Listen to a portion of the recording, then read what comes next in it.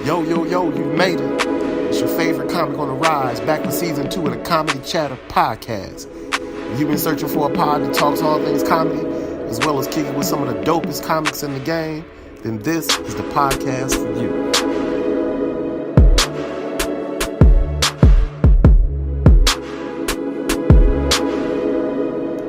Yes, indeed. What's good people? It's your man, your favorite rising comedian, Meldon Williams, back at you with season 2 of the Comedy Chatter podcast. Man, hopefully everybody's been well. Me, I definitely have been, man. I got a whole lot of stuff going on. I decided to kind of step away for a little while just to kind of get things in order. But here I am back with season 2, Comedy Chatter podcast. Everybody knows this is a labor of love for me, so I wasn't going far. I have been doing some other things in terms of hitting some stages. Just trying to, hey, the journey is the most important thing, man. So, me, I'm up and coming. I'm a rising comedian. I don't mind letting anybody know that. But, it's about time for me to kind of start trying to break out. And so I've been hitting some new stages, man. And the person that's responsible for me hitting these new stages, I got the chance to interview on this first episode of season 2 of the Comedy Chatter podcast, Mr. Ali Siddiq. You guys make sure you get a chance to listen to this interview in the entirety because we go over a whole lot of stuff, man. Ali was definitely a gracious comedian to allow me to, dive into his psyche and things of that nature. And he gave me a really dope interview. So I'm definitely not going to take up too much of y'all's time. I want y'all to get all that information. But just know that I got some heavy hitters coming up for y'all this second season. I'm going to speak them into existence right now. My man, Mr. John Heffron is supposed to be donning the pod. I got Dave Landau, who's already promised me an interview. The one and only Chris Spencer out of L.A., Royale Watkins, my man Ricardo Flanagan. I got a whole lot of people that's coming at y'all. Kevin Damn Fool Sampson. So, I'm definitely going to be all over the place, man. And, definitely folks that's dropping through at the home club, the Ann Arbor Comedy Showcase. Shout out to Roger Feeney. Y'all already know how we do it over there. Hopefully some people in there decide to, go ahead and sit down with me, green room. Y'all know how I do, man. And nothing's changed. I'm just back. Definitely happy about that. You guys continue to listen, subscribe, and support. And hopefully these super dope interviewers, these super dope comedians continue to sit down with me. And, we do these interviews for you guys, man, do these podcasts for you guys. So like I told y'all, man, Ali Siddiq, he was a gracious enough comedian to allow me an interview. I want y'all to sit back and relax, man, and enjoy this interview with the one and only Mr. Ali Siddiq. All right, ladies and gentlemen, Comedy Chatter Podcast kicking off season 2 with my man, the one and only, perhaps the best storyteller in the business right now, man, in my opinion, man, the one and only Ali Siddiq. Got you in the ATL. When's the last time you've been in the ATL, as a matter of fact? Man, it's been at least 2 years.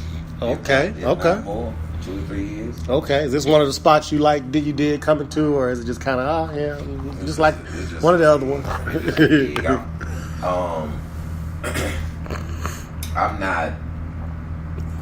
I know it's not all of Atlanta, because I know it's some readers here, or people who, basically when you come to Atlanta, the level of topics, it's a multitude of topics.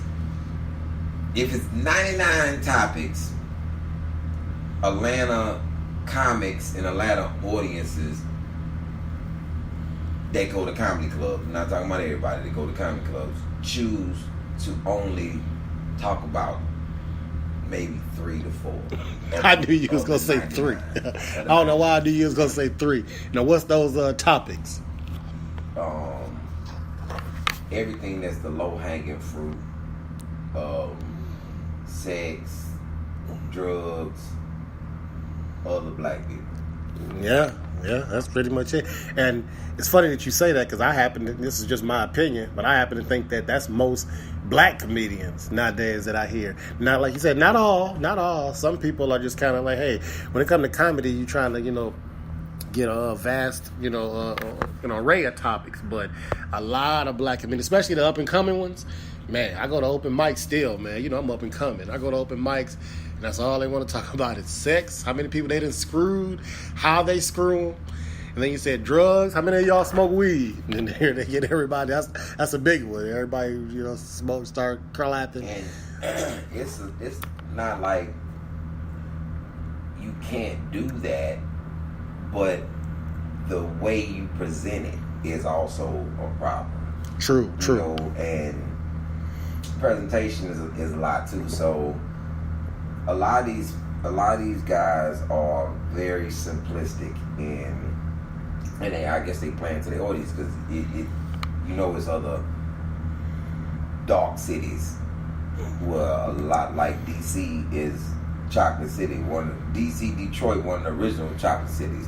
Exactly. Chicago, Memphis. There's a lot of places, but the caliber of understanding changes and varies depending upon the region. And you have DC. DC is a lot of transit people. They transit for work. Virginia, Baltimore, DC, and it's a high political climate up there, and they are just, if you catch the train or you see them, most of the time they have something in their hand. Yeah. Reading. Yeah, true. Like being in New York, you be in New York and you sit on the train and you from somewhere else, you feel out of place because everybody's on the train reading. And if you're not a reader, you just look crazy. And you don't realize that you're just standing on the train, not taking in any type of other information. Yeah. So like you said, the region-wise, that kind of changes like you said, there's other dark cities, but it kind of changes the topics that they talking about and that they laughing about. Like, say, like a dude named Jason Tweed. Mm-hmm. Tweed. He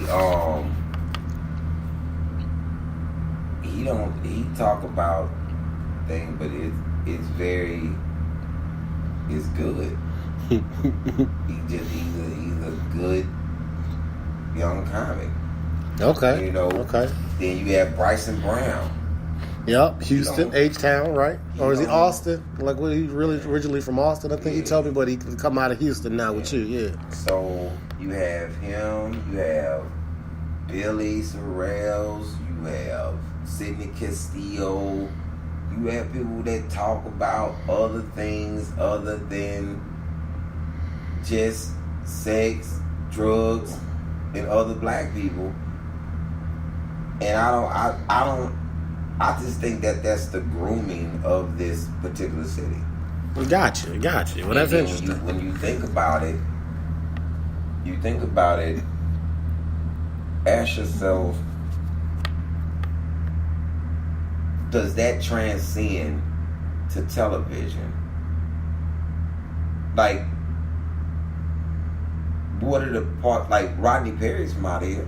Yep. I've interviewed him on this podcast. Very good. So he different. They like Atlanta likes slapstick, low hanging fruit stand up. That's just what they like, and that's this. Like, you go to Chicago, people like to swing out. You go to Louisiana, people like Zydeco. They go line dance. You come here as an artist, you just have to, for a lack of better terms, you have to dumb your material down. Gotcha. Yeah, that's real. And then dumbing your material down is dumbing yourself down. But in order to put on a good show, this is one of them stops on a tour that you just get through it. You just go and you just get through it. You don't feel no type of way about whether people thought it was good or what they thought about it. You just come, hey, get it in, and go on to the next one. You come, get it in, because they don't want you to be anything other than what they already. It's like having a conversation with a woman, and she already have everything in her head that she wants you to say. So no matter what you say, it's gonna be wrong. Exactly. Because she already got what she wants you to say. Everybody knows how big of a hoop fan that I am, and me and you done talk some hoops a little bit. So I always start my podcast off with a hoop question. I would kind of put it right on you, but I already know how you feel about Magic Johnson. So we go skip right past that because I already know how you feel. But Magic recently landed the one and only LeBron James to come down to L.A. So briefly tell me about how you feel about that and what you think LBJ going to do over there in the land. Is it going to be Showtime again or what? Man, what I'm more concerned with to see how he going to play with Lance Stevenson. Yeah, that was an interesting pickup, wasn't it? No, but I'm not saying nothing bad about Lance Stevenson. I'm saying Lance Stevenson is a bona fide hooper. How Magic gonna utilize them together is gonna be like Worthing and him. Oh, okay. So you think it's gonna work, maybe? I know it's gonna work because see, Lance Stevenson is a bona fide baller. He can play. A little crazy, but he can play. And he got handles. Mm-hmm. He just like Dennis Rodman. Okay, that's an interesting comparison. He's like Dennis Rodman. Dennis Rodman try to get up on your skin. Yep. You know, get in your head. Everybody wasn't as strong as LeBron. Mm-hmm. And the boy can flat out play. Yeah. And him running, LeBron running, McGee, he ain't got to do nothing. Yeah, JaVale See, McGee. Like, that's a big pickup. Well, McGee don't have to do nothing. Yeah. He like Cartwright. You ain't got to do nothing. Yeah, well, all he got to do is, like you said, run basket to basket. You tell a big guy like that, run basket to basket. Run basket to basket, block as many shots as you can. Yeah. Try to block everything. Exactly.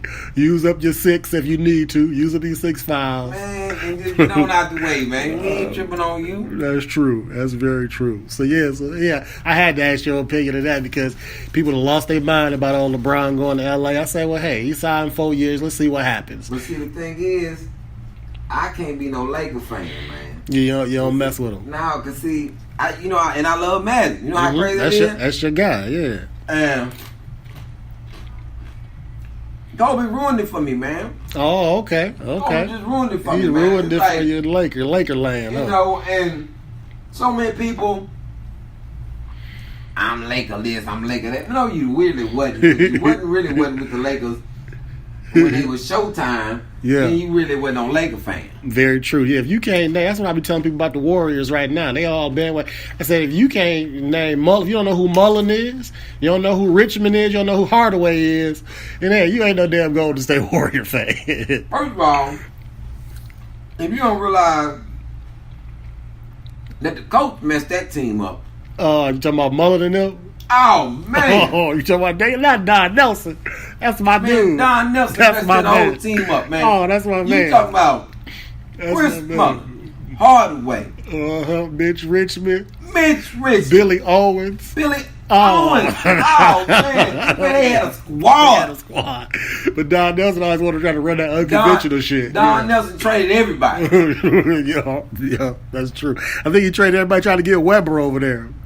Man. Mm-hmm. You're right. That's interesting, man. Man, we can talk hoops all day. That's fun. I'm about to start getting some more conversations with you about hoops for real.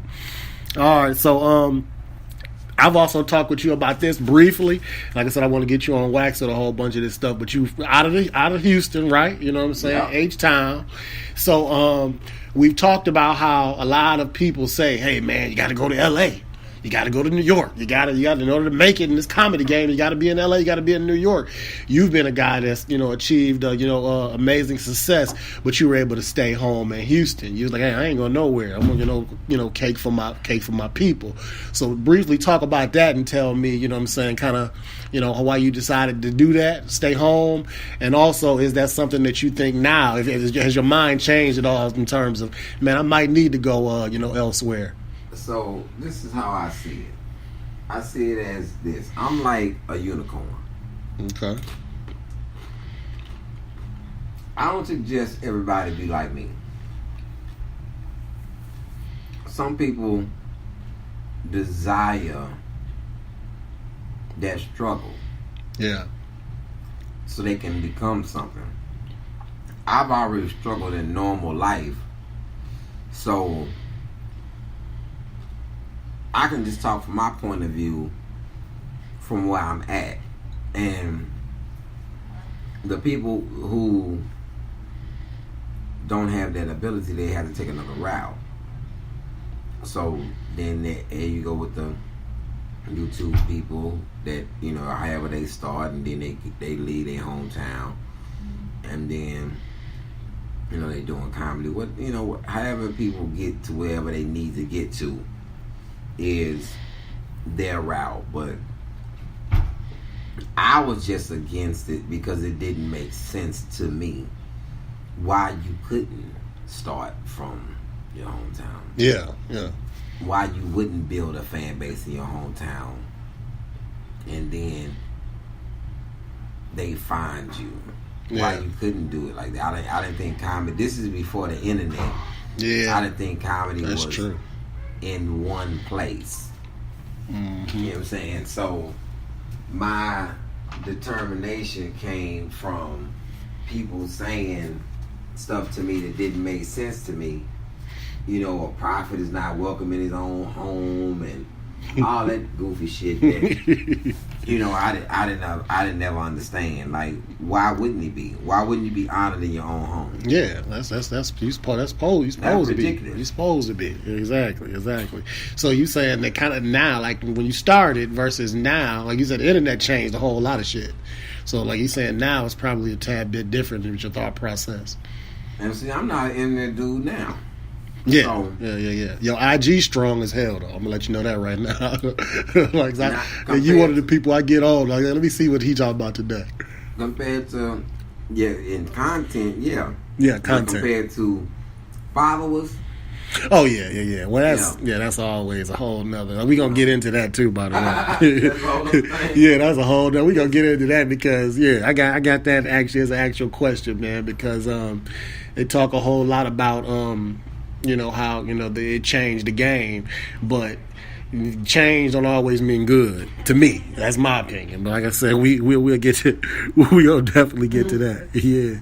What's some of your favorite venues that you've worked? Like in terms of comedy clubs, in terms of theaters, venue, like whatever. Like what's some of your favorite spots? Number one favorite spot is Houston. Okay, yeah, so the Houston Improv. Improv, that's the home. Yeah. Or the Houston Arena, or the Toyota Center, or any venue in Houston, but definitely Houston Improv. That's home base. Okay, yeah. I like DC because the ceiling is low. Mm-hmm. And it feels like a real comedy club. I like Columbus. Oh, I heard Columbus is tight. The Funny Bone, right? Yeah. I heard that's tight. Yeah. Is that the one that's got like the mezzanine thing at the top? Yeah. Is that one of those ones where like the people? Yeah. I heard that's tight. Never been. It's some of these new clubs, man. The Dead Crow and it's this club, man. It's club down in I gotta look at my thing, man. I know the GM Chris over the club. Levity Live is a dope club. Okay. You know, you get a name in so many clubs that you like, because you like playing so many places, man. Yeah, so many places that you like playing. Yeah. I like Tampa, okay. Now some of these places probably run together with you now too, like that you've been, so many of them. And you'd be like, dang, where was I at like last? So the ones kind of stick out to you are probably your favorite. It's places that I know I'm not cool with this setup. This setup I don't really like. Okay. I've told you this before, but that Bigger Than These Bars comedy special, man, now that was what you call a special. Like kudos to that, because if everybody knows your story, they know that you started comedy in prison, which is interesting as hell. Which I always dispel that, because that's okay. Accurate analysis. Yeah, clear that up for us. I started being jovial in prison. Oh, and started being jovial. Honing my skills of being jovial gotcha. around those who didn't have anything to laugh about. Gotcha. I don't ever want people to think that like it's a stand-up comedy program in prison. Okay, gotcha. Good way to clear like that it's up. a stage somewhere where you can start getting on and go from that. Nah, that's not the fact. So I said that one time to this dude that was white that was interviewing me. All right. That got upset because I said all the rumors of things bothers me. Like any stereotypical bull crap that does not actually compute to what things are correct. Like somebody asked, man, were you being funny as a defense mechanism? I just said, man, don't ask me, don't say nothing. Yeah, don't play around with me like that. Yeah. And the thing was, and I say that because I'll explain to people. Let me explain to you something, man. I was a vicious individual before I went to prison. So nigga, don't think that prison, I became jovial, nigga, so not to be in that dog kennel mentality of being in prison. Exactly.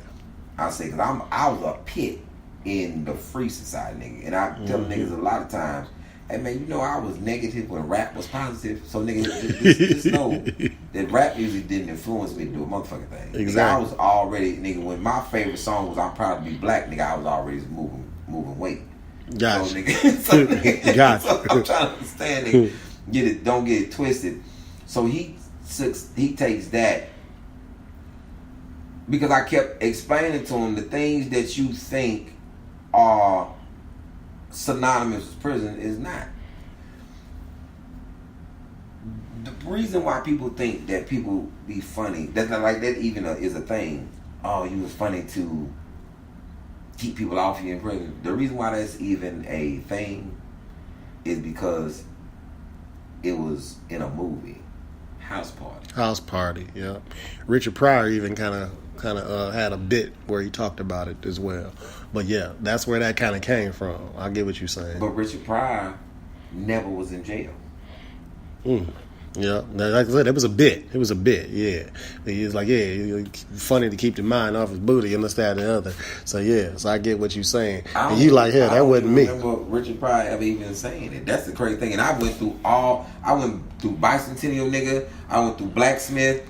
I went through. Not to find it. I went through a lot of shit. Just like maybe I missed it, yeah. But I don't remember Richard Pryor ever saying that he was in jail, or if ever being recorded that he was in prison anywhere for any extended amount of time. And then I watched JoJo Dancer, which is his life story, biography. Yeah, you know. And I was like, yeah. I'm definitely gonna, like I said, I'm definitely gonna find it. But I don't know if it was him or not. When the dude said in House Party, so people took that, and they run with it. And ran with it, because that shit doesn't happen. Yeah. And because nigga, that's not gonna stop a nigga who gonna rape you from doing that anyway. Just because they laugh. So what you trying to say is we should train women to be comics so they won't get raped? What are you talking about? Exactly. That's a good point. Yeah. Okay. Well, yeah, that's a good way to clear that up. But then he got upset. White dude got upset. Really? Everything I'm asking you, I don't want to ask you nothing because everything you saying it wasn't like that. I'm saying because I said, well, what you want me to do? You want me to sit here and perpetuate a story that wasn't correct, or you want me to tell you what it was like for me? Lie about it? Yeah. For me. Yeah, exactly. You know? Yeah. So you trying to say that this is a bad interview. No, because you're making it a bad interview instead of letting me say what I want to say. You trying to lead me down a road that I don't want to go because it's not a true road. Gotcha. Sir. I see. Sir. So the fact that you upset is really behooves me, sir, that you upset because I'm not agreeing with your fictitious take on a place that you've never been, that I've been, that I spent 6 years in. Hey, pardon me for disrupting your fantasy. Exactly. Because now if I was sitting here as a 6'2" man and I said that I started doing stand up or being jovial in prison, would you have asked me that same question? Not at all. Just know, sir, regardless of what you think about my size, nigga, me, Pernell Whitaker, Marvin Hagler, Sugar Ray Leonard, and Floyd Mayweather, nigga, all the same size. Mm-hmm. And I don't think you want to run up on none of us, nigga, when it comes to these hands. No. Yeah, daddy, you're right. I'm trying to figure out, why did you ask me that question? Yeah, he was trying to try you, like you said. I get it. Because in prison, I said, so let me tell you something. In prison, sir, if you would have said that to me, then you would have found yourself in a world of trouble, sir. Man. Sir, and then you keep calling him sir, too. You know what I'm saying? Because in prison, I am undefeated. Yeah, I understand. In life, sir, I am undefeated. Mm-hmm. It's a man named Quincy. 6'5", 285. I'm 15 years old. I'm 100 pounds, probably about 5'2". I'm 5'7" now. I ain't grown too much. I was 15. The man hit me in my eye from behind. All through middle school, through high school, I never had a one-on-one fight. I always got jumped on. And even getting jumped on, I still end up standing up. Yeah. After all the dust was settled. Yeah. It's like, yo, man, this little nigga is tough. And they like, well, nigga, you knew it was tough because I asked you to jump on this nigga. Exactly. Exactly. And nigga, he's not the biggest nigga. I'm not saying that we finna go jump on no big nigga. I'm just saying, I tried to fight this nigga one-on-one. It didn't work. Get it out like I wanted to. So nigga, now I need niggas to jump on this nigga with. Yeah. And I remember these niggas named Marcus, Deke, and June, and Jared jumped on me. Man, I was in middle school. These niggas in high school. Oh man, these niggas like they jumping on you and they in high school. I'm in the 8th grade. These niggas are in the 10th grade. Wow. And I can tell you what is behind this chick named Danielle Rachel Well. You remember the names and everything. Yeah, Danny. They called her nickname was Danny. Fine than a motherfucker. Me and Danny was going out. And I guess this nigga Daryl used to date her or whatever when doing a summer or some shit. Yeah. Cause nigga, she in middle school. You in the 10th grade. You in the 10th grade. I know y'all didn't date at school together, nigga. Yeah. So I guess they live in the same neighborhood or some shit. So he fucked around with her or whatever. So this nigga here comes up to the middle school. He sees her. I don't know why you at the middle school, nigga. Why you here? You in the 10th grade. So he see me walking with us. I kissed her. And the nigga said, this nigga kissing daddy. He might as well kiss my dick.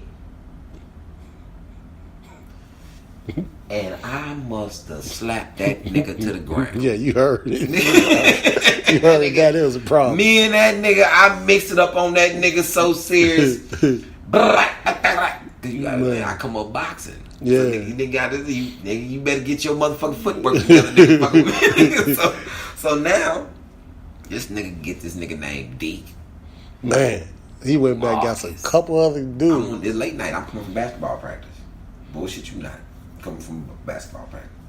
I'm on the bus. I'm tired, nigga. I'm on the bus. I'm tired. I'll never forget I'm sitting on the bus. And these niggas get on the motherfucking bus. And it's just me. Man, I don't give a fuck. I'm like, I'll box these niggas. And I said, man, these niggas gonna jump on me. So I got up to get off at my stop. And I saw these niggas get up. So I walked to the front of the bus. He was on the back. And when these niggas, everybody got off the bus, I got back home. Oh, okay. To go to the next stop. These niggas ran. All the way down to the next stop. So I'm coming around this building called La Petite. Because the corner store is La Petite. And I come around, but it's dark. I come around the building. Boom! Come around this truck. The La Petite van. Boom! 3 niggas just just jump on. Boom, I slide out on these niggas and get into the corner store. And the man in the corner store, the Iranian man, already knew me. I live in this neighborhood. And I'm like, these niggas trying to jump on. Get out of my store. Get out of my. He left me in the store, so I'm like, all right. Mm-hmm. I'm waiting. I said, oh man, I'm gonna get these niggas. I got to the house and got my mama 38. I'm finna buy these niggas. You understand? I'm in 8th grade. Nigga, I already got this. Niggas understand. My mentality is already a certain way. I'm already certain. I go back to 6th grade when I stabbed this Mexican boy in the eye with a brush. Man. You know, remember that brush back in the day? The bristle, and then it had a little hump right here, and then it pointed at the end. You brush your hair, and you put your thumb. Yeah. Right there's a little brush in my neighborhood. Man, I had this Mexican headlock, and my brush was in my pocket, and I just jammed that motherfucker in his eye. Man. And at the car wash in front of a bunch of people, we had a after school fight in front of. Yeah. I DDT'd this dude in 7th grade named Tim. I DDT'd that nigga on the ground and I had a nigga like headlock. Jake the Snake. And the nigga on the cement, nigga. And you know, in the middle school we get there early. We playing basketball. Man, this nigga got to it. And Tim was from the same neighborhood this nigga Gerald was from. And these niggas always be popping that shit like they used to stuff like that. Hey nigga, I'm not from here. I don't got no neighborhood alliances like that. But that nigga, me and that nigga Tim got into it, nigga. I DDT that nigga and he bit through his tongue. And kicked that nigga in his face after that. I don't give a fuck about you, nigga. I've been a brutal nigga for a long time, man. Yeah, from childhood. Cause I come up in a fighting ass family, man. Mm-hmm. I got my cousin stabbed me in the face with a butcher knife. Damn. Nigga, I was like, this is when you was young like too. 8, nigga. I was like 8. Man, like you say, yeah, that nigga cut me in the face with that butcher knife. I just sitting there bleeding. I'm sitting there eating chips. My sister was like, I said, man, that motherfucker stabbed me in the face. Yeah. And I was young. So yeah, you tough as nails now, like coming through all of that. Yeah, exactly. Oh man, that nigga Quincy, man, that nigga stole me in the face, fucked my eye up, broke bones in my face. I was 15 and broke bones in my face, flipped my eyeball over everything. I was 18 when I ran into Quincy, broad daylight. I did that nigga dirty, and I didn't do him dirty. I did him bad, but he deserved that. Because what he did to me was dirty. Yeah. I shot that nigga broad daylight. Really? Shot that nigga down broad daylight. And left that nigga there to die. And he lucky I ain't shoot him in the head. Man. The nigga, because I was aiming to shoot the nigga in the head. That's back when I couldn't shoot. Back then, I didn't know how to shoot. Back then, I wasn't going to the range. Yeah. Then now. You was young too. And I carried a 38. Like everybody knew I had a 380. Like that was my gun. That was your weapon of choice. You know, if 38 snub nose and 380s, nigga, was my weapons of choice. Like 38, if I'm gonna kill you. If I'm gonna kill you, I'm gonna do it with 38. And then the other one just kind of just send a message. Man, don't fuck with me, man. Yeah, send a message. And that you did something to me, and because I'm alive, I'm leaving you alive, nigga. Because it wasn't. I spent a lot of money on his eye, like maybe 45, 50 grand to get my eye fixed. Really? Yeah. Yep, never knew that. And then my mom, she knew that I had a surgery, but she never knew why. Yeah. And nigga, that's why we talking about niggas having money, nigga. I had that much bread that I was 15, nigga, and I paid for my eye. Getting surgery. And I was in the crib with my mama, and she didn't realize, like, wow, this nigga. And then I went when I was in recovery for the shit, and I went to stay with my dad for like 3 weeks. Yeah, so that's where you recovered. So she just couldn't know about it. Yeah. Nah, she knew I had the surgery, but nigga, I just went. I said I'm gonna go lay with my dad crib for a while. And where was dad? Down the street. Oh, okay. He was saying. I thought you were saying he like lived in a whole different place. Like down the street. Yeah. I had an iPad, like motherfucker Slick Rick. It took a month, 2. Okay. For that shit to get the stitches out. I had all type of shit in his eye. Man, because of Quincy, huh? It was blurry and everything, but man, I just don't have. I I don't have a mentality like most people. It's a button that I'm probably one of the nicest niggas. I was just about to say that. Look, all them stories that I just heard that you just told, I've heard here for the first time, man. Like I say, when I first met you, dog, and from hearing your stand up and just hearing like you a real laid back, like real cool cat. So like, it must be so it must be a certain type of. I've heard you also talk about like, hey, how you can go there. So it must be a certain button. Like you said, my man talking about kissing your dick. Hey, like it's a certain button you hear. Like you're not about to get happy. Yeah. And I take it like this. Like I have a problem with fucking Napoleon complex. Niggas say, nigga, you got a Napoleon complex. Well, nigga, Napoleon, what the fuck is the Napoleon complex? The Napoleon complex has nothing to do with being short. Yeah. Do you realize that Napoleon was goddamn tall for his era? Yeah. The nigga was tall doing his time. For that time. I got what you saying. Yeah. I got what you saying. And the region. Yeah. The nigga was tall for that's crazy as hell. And people still say that kind of crap. I knew exactly what you was talking about too, like little dudes. Oh, you got a Napoleon complex. You always want to fight because he little. No, you got a fucking with me complex, nigga. You always fucking with a nigga smaller than you. This is your problem. Because let me tell you something. How I know I ain't got no Napoleon complex. Because it's one, it don't exist. Two, because nigga, I don't be fucking with people. Yes. With women and niggas, they can never say an argument or a fight or anything that I started with you. It's always them coming messing with you. Nigga, if you ever hear about me getting into with somebody, nigga, the first thing you should ask, nigga, what you do, nigga? Because he ain't did a motherfucking thing. First of all, the nigga don't talk enough to do nothing. Yeah. What he do? What he do? Especially if you don't know, he just he chilling. Yeah. If I don't know you, I ain't got shit to say to you. Mm-hmm. So, I got what you said. I asked my wife one time, I say, hey, you talk about I love to argue. Tell me the argument I started. I bet she didn't know that. And she be like, it is the point, nigga. I've never called you at your job and started not a motherfucking thing with you. I've never asked you about no nigga.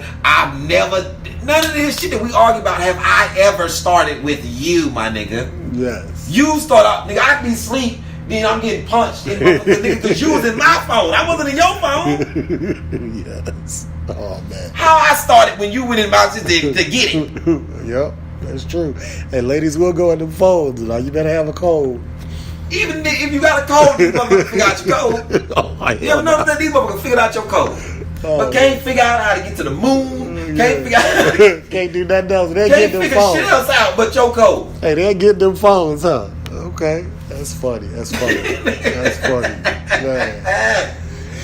Hey, man, like I said, I appreciate you kind of coming in and getting it in with me more time. I know you got a show tonight and everything. I'm going to be there. Y'all got two, right? 8, 10:30? No, 7:30 and 10:30. 7:30 and 10:30. Okay, 7:30 and 10:30. So, yep, I'm going to definitely be there. I'm going to try to get 7:30 and 10. It's 7:30 and 10. All right, yep. I'm going to check out what's the name, but I'm definitely going to be up in there, man. And like I said, one more time. So I got I want to say it on wax because the last time, like I said, that I appreciate you just kind of letting me, kind of treating me like fam, bringing me in, taking me on the road. For those of y'all who don't know, man, I met Ali Siddiq in Toronto with Roy Wood. Shout out to Roy Wood Jr. He done the podcast as well. But Roy Wood just kind of told him, hey, man, yeah, this dude's up and coming comedian, man. He getting it in and this, that, and the other. Came over for his birthday. And after that, Siddiq just was straight like, hey, man, anytime you can get to a spot, man, hey, I'll always give you some time. I done been to Providence, Rhode Island with him. I done been to Orlando, Baltimore. I done been a few places with him. And every time. That is a couple places. Yeah. Hey, I'm following you, man. Hey, I'm following you. So, like I said, if somebody, that's how I am, man. I'm a hardworking dude. If somebody say, hey, man, I'm going to give you some time on stage, and these are stages that probably wouldn't even allow me, unless it was an open mic. I mean, you got to keep in mind, you can put me on shows. These ain't open mics. These are shows where I got, feature, headliner, which is yourself, and then a host. So to do guest spots on those are really, really important. So like I said, I just want to say on wax, I appreciate you doing that for me. So, ladies and gentlemen, the one and only Siddiq, make sure y'all check him out. Check out his comedy special, Bigger Than These Bars, if y'all haven't seen it yet either. Like I said, it's comedy gold. Take care, man. Appreciate you. Appreciate you, bro.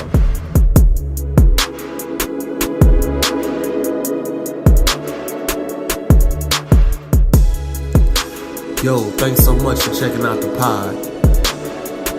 very special thanks to my guest, Ali Siddiq. You can check out his social media outlets and his website for future show information. Check out the next episode of the Comedy Chatter Podcast with another nationally touring comedian and, of course, me, Meldon Williams. Make sure y'all listen, subscribe, and support. Y'all be good to yourselves and each other. Peace out.